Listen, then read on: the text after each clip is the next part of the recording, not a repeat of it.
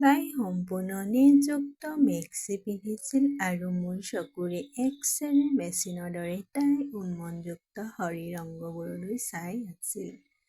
মোৰ ভিতৰত কামনা জাগিবলৈ ধৰিলে। তাই মোৰ সন্মুখত সৌন্দৰ্য দেৱী খোজ কাঢ়ি আহিছিল। অলপ পিছত তাই মোৰ সন্মুখত টেবুলত পৰি থকা চিগাৰেট পেকেটটো তুলি লৈ চিগাৰেট খাবলৈ ধৰিলে। তাইক দেখি মোৰ মনলৈ বেয়া চিন্তা আহিবলৈ ধৰিলে। মই মনতে ভাবি আছিলোঁ যে তাই কি ভিডিঅ' বনাব বিচাৰে, কাৰণ তাই লাখ লাখ টকা দিয়াৰ কথা কৈছিল। কথা-বতৰা শেষ কৰি তাই মোৰ সন্মুখত বহি ক'লে যে মোৰ লগত কাম কৰিব বিচাৰিলে ৫ মাহৰ বাবে চুক্তিবদ্ধ হ'ব লাগিব। এই ৫ মাহৰ ভিতৰত আন কাৰো কাম কৰিব নোৱাৰিব। এই কথা শুনি মোৰ কাণত বিশ্বাস নহ'ল। টাইম পাছ কাম কৰাৰ উদ্দেশ্যে ইয়ালৈ আহিছিলোঁ, কাৰণ তাই কৈ আছিল যে এতিয়া ৩ ঘণ্টাৰ কাম। কিয় তাই ৫ মাহৰ চুক্তিৰ কথা কৈছে, মই নিজকে আঁৱৰা কৰিবলৈ ধৰিলোঁ। কাৰণ বিয়া চুক্তিও মাত্ৰ এদিন বা দুদিনৰ বাবে। ইমান দিন কাৰো লগত কাম কৰিবলৈ মন যোৱা নাই। আগন্তুক ৫ মাহ আৰু বিবাহ চুক্তি হ'ব। এই মহিলাগৰাকীয়ে মোক কিমান টকা দিব? ৫ মাহৰ বাবে বা ৩ লাখ দিলে মোৰ লোকচান হ'ব। তাই মোক চাই এনেকৈ হাঁহিবলৈ ধৰিলে যেন তাই বুজি পাইছে যে মই এই চুক্তিখন হয় বুলি ক'ম, আনহাতে মই এই চুক্তিখন না ক'ম। তাইক বৰ আত্মবিশ্বাসী যেন লাগিছিল। টেবুলৰ তলৰ পৰা চেকবুক উলিয়াই তাই ক'লে, এই কাম আগধন দিম। চেকবুকত পইচা ভৰোৱাৰ পাছত তেওঁ চেকখন মোৰ সন্মুখত ৰাখিলে। যেতিয়া মই টকাখিনি দেখিলোঁ, মই আচৰিত হৈ পৰিলোঁ। মই ভালদৰে চাবলৈ ধৰিলোঁ। তাত ১০ লাখ টকা আছিল আৰু তাৰ পিছত চুক্তিখন মোৰ সন্মুখত ৰাখি চহী কৰিবলৈ কোৱা হ'ল। ১০ লাখ টকা দেখি ময়ো সেই চেকখনত চহী কৰিলোঁ, একো নাভাবি। পিছদিনা মই দুপৰীয়া ২ বজাত সেই ফ্লেটটো পালোঁ। সেই মহিলাগৰাকী চাগে মোৰ বাবে অপেক্ষা কৰি আছিল। তাই ক'লে, মন, আপুনি সঠিক সময়ত আহি পাইছে। সকলো সাজু হৈছে, এতিয়া আহক। তাই মোক এটা কোঠাৰ ভিতৰলৈ লৈ আহিল। মই সেই কোঠাটোৰ ভিতৰত ভৰি দিয়াৰ লগে লগে মোৰ ভৰিৰ তলৰ পৰা মাটি ওলাই গ'ল। মই লগে লগে ভয় কোঠাটোৰ পৰা ওলাই আহিলোঁ। মহিলাগৰাকীয়ে মোৰ পিছে পিছে গৈ সুধিলে, তুমি কিয় এনেকৈ ওলাই আহিলা? মই ক'লোঁ, মই ভিতৰত থাকিব নোৱাৰোঁ। এইটোৱে মোক ক'লৈ লৈ আহিছে। মোৰ বাবে এই কাম কৰাটো অসম্ভৱ। তেওঁ কয়, যদি আপুনি কামটো নকৰে তেন্তে চুক্তি অনুসৰি আপুনি মোক ইয়াৰ বাবে দুগুণ টকা দিব লাগিব। যিকোনো পৰিস্থিতিত ৫ মাহৰ মোৰ বাবে কাম কৰিব লাগিব। এই কথা শুনি এনে লাগিল যে আকাশখন মোৰ মূৰত পৰি গৈছে। চুক্তিখন খৰখেদাকৈ পঢ়াটো প্ৰয়োজনীয় বুলি নাভাবিলোঁ। মই ভাবিলোঁ যে যি কাম প্ৰয়োজন হয় মই কৰিম। কিন্তু ভিতৰত দেখা দৃশ্যটোৱে মোৰ হৃদয়ত চিঞৰি উঠিছিল যে মন, অনুগ্ৰহ কৰি এই কামটো নকৰিব। মই বিচলিত হৈ ঘৰলৈ আহিলোঁ। খাবলৈও মন নগ'ল, শুবও নোৱাৰিলোঁ। মই মাত্ৰ ভাবিবলৈ আৰম্ভ কৰিলোঁ যে যদি মই এই কামটো নকৰোঁ তেন্তে ইয়াৰ বাবে মই কেনেকৈ দুগুণ টকা দিম? মই কি নৰকত ভৰি দিম? আগতে ছোৱালীজনীক স্পৰ্শ কৰিছিলোঁ যদিও সপোনতো ভবা নাছিলোঁ যে কেতিয়াবা এনেকুৱা কাম কৰিব লাগিব। পিছদিনা আকৌ ২ বজাত তাত উপস্থিত হ'লোঁ। মানুহজনীয়ে মোক দেখি সুধিলে, কি সিদ্ধান্ত লৈছা? আজি কামটো কৰিবা, নহ'লে দুগুণ টকা দিব। মোৰ কোনো উপায় নাছিল। মই ক'লোঁ, মই তোমাৰ কাম কৰিবলৈ সাজু। সেই মহিলাগৰাকীয়ে মোক কোঠাটোৰ ভিতৰলৈ লৈ গ'ল। তাত এঘণ্টামান ফটো শ্বুট কৰাৰ পিছত মোৰ হৃদয় স্পন্দন বৰ তীব্ৰ হৈ পৰিল। মোৰ প্ৰচুৰ ঘাম ওলাই আহিল। মই নিজকে কেনেকুৱা বিপদত পেলাইছিলোঁ। মোৰ ভৰি দুখন বেয়াকৈ কঁপি উঠিছিল। বিৰাট অশান্তি থকা সেই ছোৱালীজনীৰ মুখখন মনত পৰিবলৈ ধৰিলে। আৰু তথাপিও তাই নিবিচাৰিলেও বিয়া হ'ব লগা হ'ল। যেন মই নিবিচাৰিলেও মোৰ পলায়নৰ কোনো উপায় নাছিল। আজি প্ৰথমবাৰৰ বাবে মোৰ চকুত চকুলো ওলাই আহিল। মোৰ ভিতৰত যেন এটা কামনা লুকাই আছে।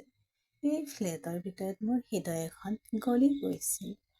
ভিতৰলৈ গৈ কেমেৰাটো প্ৰতিটো কোণত ছেট কৰি দিলোঁ।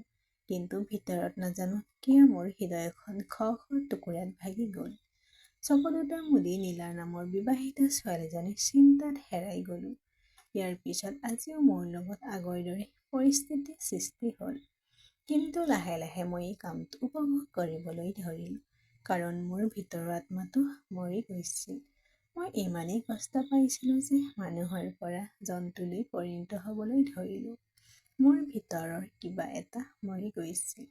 এদিন মায়ে সুখেৰে ক'লে, "ল'ৰা, তোমাৰ ভনীয়েকৰ বিয়া ঠিক হৈ গ'ল।" ৩ মাহৰ ভিতৰতে অৱশেষত সেই দিনটো আহিল, ভণ্টি বিয়া দিনটো। ছোৱালীজনীৰ ফালৰ পৰা বহু মহিলা বিয়ালৈ আহিছিল। বিয়াত নাচি আছিল। হঠাৎ মোৰ চকু এগৰাকী মহিলাৰ ওপৰত পৰিল আৰু মোৰ উশাহ বন্ধ হৈ গ'ল। সেই মহিলাগৰাকীক মই চিনি পালোঁ। মায়ে মোক কৈছিল যে তাই মোৰ ভনীয়েকৰ শাহুৱেক। মই যেতিয়া তেওঁৰ ওচৰলৈ গৈছিলোঁ, তেতিয়া তেওঁ ভয় খাইছিল আৰু ময়ো তেওঁক দেখি ভয় খাবলৈ ধৰিছিলোঁ। মই কেনেবাকৈ তেওঁক সম্ভাষণ জনাইছিলোঁ। মায়ে ক'লে, "ল'ৰা, এয়া তোমাৰ ভণ্টি পেহী শাহু।" মাৰ ফালে চাবলৈ ধৰিলোঁ। একো বুজিব পৰা নাছিলোঁ। মায়ে কৈ আছিল যে তাই মোৰ সম্পৰ্ক এটা ছোৱালীৰ লগত ঠিক কৰি আছে। সেই ছোৱালীজনী গাখীৰ দৰে ধুনীয়া।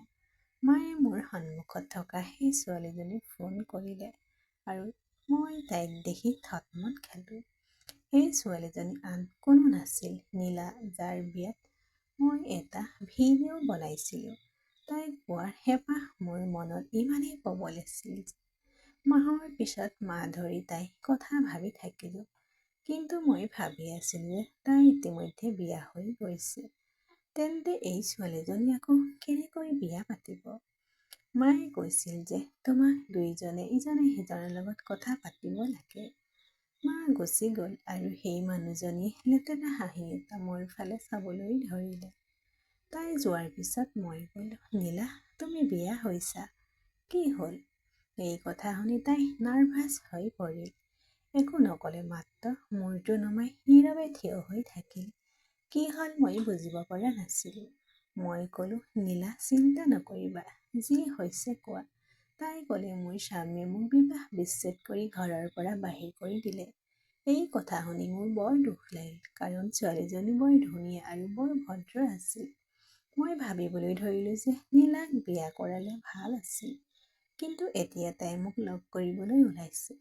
মোৰ সমস্যা নীলা নহয়, নীলা মাকহে। নীলাই মোৰ লগত কথা পাতিবলৈ দ্বিধাবোধ কৰিছিল। হঠাৎ তাই এটা অদ্ভুত প্ৰশ্ন কৰিলে। ক'লে, "মন, তুমি মোৰ বিবাহ বিচ্ছেদ নকৰিবা।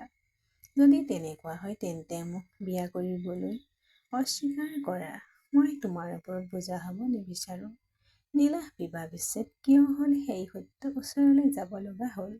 মই নীলাৰ লগত ওচৰ চাপিবলৈ ধৰিলোঁ আৰু তাইক মোৰ অনুভৱৰ কথা সুধিবলৈ ধৰিলোঁ। এদিন ফোনত মই ক'লোঁ, "নীলা, তোমাক মোৰ বৰ ভাল লাগে আৰু মই তোমাক যিকোনো মূল্য বিনিময়ত বিয়া কৰাম। মই মাত্ৰ সঁচা কথা জানিব বিচাৰোঁ। তোমাৰ দৰে ধুনীয়া দেউতাক কোনোবাই কিয় বিবাহ বিচ্ছেদ কৰিলে?" কিন্তু তাই মোৰ লগত একেবাৰে খোলা নাছিল। হঠাৎ মোৰ মুখৰ পৰা ওলাই আহিল যে হয়তো তোমাৰ মাৰ বাবে। এই কথা শুনি তাই বৰ অস্থিৰ হৈ পৰিল আৰু ফোনটো বিচ্ছিন্ন কৰি দিলে। মই আকৌ ফোন কৰিলোঁ, কিন্তু তেওঁ ফোনটো তুলি লোৱা নাছিল। ঠিক তেনেদৰে মোৰ ৫ মাহৰ চুক্তিখন সম্পূৰ্ণ হ'বলৈ ওলাইছিল। আজি মোৰ শেষ দিন আছিল। মই সিদ্ধান্ত লৈছিলোঁ যে মই এই কামটো আৰু নকৰোঁ আৰু পিছৰবাৰ যিকোনো চুক্তি স্বাক্ষৰ কৰাৰ আগতে ভালদৰে পঢ়িম।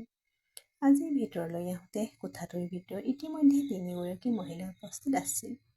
মই কেমেৰাটো ছেট কৰি দিলোঁ আৰু সেই মহিলাসকলে যি টি ভংগী দিবলৈ ধৰিলে। মই সেইবোৰ ভিডিঅ' বনাবলৈ ধৰিলোঁ। মোৰ হাত দুখন কঁপি উঠিছিল, কাৰণ মই ইয়াৰ পিছত কি হ'ব শেষবাৰৰ বাবে সহ্য কৰিবলগীয়া হৈছিল। লাহে লাহে মানুহজনীয়ে যি টি কৰি আছিল।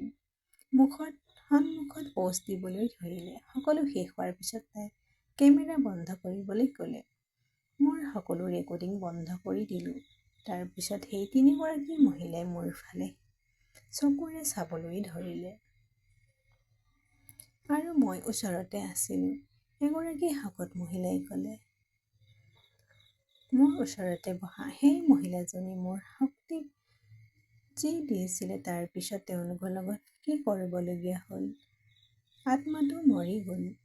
প্ৰতিদিনেই ধনীপ্ৰিয়া মহিলা ফ্লেটলৈ আহি মোৰ বেলেগ বেলেগ ফটো আৰু ভিডিঅ' বনাবলৈ বাধ্য কৰাইছিল। সকলো শেষ হোৱাৰ পিছত মোৰ লগত মই সেই মহিলাসকলক ফটো শ্বুট কৰিলোঁ, যেতিয়ালৈকে তেওঁলোকৰ আত্মা শান্তি পাইছিল। তেনেদৰে এদিন নীলা মাকৰ সন্মুখ হ'লহি। নীলা মাকে মোক ব্যৱহাৰ কৰি তাৰ নিবাৰণ কৰিলে।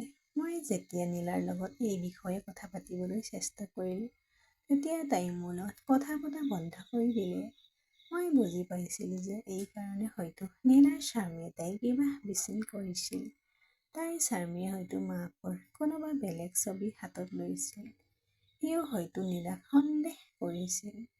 ইয়াত চুক্তি শেষ হোৱাৰ পিছত নীলাক লগ কৰিবলৈ ফোন কৰিলোঁ আৰু এইবাৰ মাকৰ কথা সুধি হেঁচা মাৰি ধৰিলোঁ। তাই গোটেই সঁচা কথা ক'লে।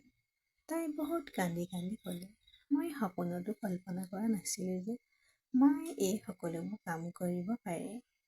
মায়ে এই সকলোবোৰ কাম কৰি আহিছে দেউতাৰ মৃত্যুৰ পিছৰে পৰা। কিন্তু কেনেকৈ গম পালা মই কি কাম কৰোঁ? এই 5 মাহত মোৰ কি হৈছে সেই বিষয়ে কওঁ। মই নীলাক কোনো উত্তৰ নিদিলোঁ, মাথো ক'লোঁ, মই তোমাক বিয়া কৰাবলৈ সাজু। আমি যেতিয়া বিয়াৰ বাবে নীলাৰ ঘৰলৈ যাওঁতে মাকে মোক অকলে ফোন কৰি ক'লে, মোৰ ছোৱালী হাতখন তোমাৰ হাতত দিবলৈ সাজু, কিন্তু মোৰ এটা চৰ্ত আছে। মই তাইৰ ফালে চাবলৈ ধৰিলোঁ আৰু ভাবিলোঁ হয়তো তাই মোক সত্য পৃথিৱীৰ পৰা লুকুৱাবলৈ ক'ব। কিন্তু তাই কোৱা কথাখিনি শুনাৰ লগে লগে মোৰ হৃদয়খন তললৈ নামি গ'ল। ক'লে, মোৰ ছোৱালীৰ লগতে সুখ সন্তুষ্টি দিবা। মোৰ চকুত চকুলো ওলাই আহিল। মই ক'লোঁ, কি কৈছে? তাই মোবাইলৰ পৰা ভিডিঅ' এটা উলিয়াই মোৰ দেখুৱাবলৈ ধৰিলে। মই তাইৰ লগত য'ত আছিলোঁ, ভয়ত মোৰ মুখখন সম্পূৰ্ণ ৰঙা হৈ পৰিছিল। মোৰ হাতত কোনো বিকল্প বাকী নাছিল। তাই মোক বদনাম কৰিব। সেই মহিলাগৰাকী বৰ চতুৰ আছিল আৰু মই তাইৰ ফান্দত আবদ্ধ হৈ পৰিলোঁ। নীলাক পাবলৈ হ'লে মাকৰ কথা শুনিব লগা হ'ল। বিয়াৰ 2 বছৰ মাকৰ সন্তুষ্টি কৰিবলৈ হৈছিল, কিন্তু এদিন পাপৰ পাত্ৰটো ভৰি পৰে। মাকৰ এটা ৰোগ হ'ল যিটো কেতিয়াও আৰোগ্য হ'বলৈ যোৱা নাছিল। 4 মাহৰ পিছত তাইৰ মৃত্যু হ'ল আৰু তাইৰ মৃত্যুৰ লগে লগে মই যিটো গোপন কথা লুকুৱাই থকা ফান্দত পৰিলোঁ, সেইটো চিৰদিনৰ বাবে পুতি থোৱা হ'ল। মই কেতিয়াও নীলাক মোৰ সঁচা কথা কোৱা নাছিলোঁ, কাৰণ মোৰ লগত যি হৈছিল সেয়া ভুল আছিল, যিটো মোৰ বুকুত পুতি থোৱাটোৱে উত্তম বুলি ভাবিছিলোঁ। মই সদায় সঠিক কাম কৰিব বিচাৰিছিলোঁ, কিন্তু পৰিস্থিতিৰ বাবে এই সকলোবোৰ কৰিবলগীয়া হৈছিল।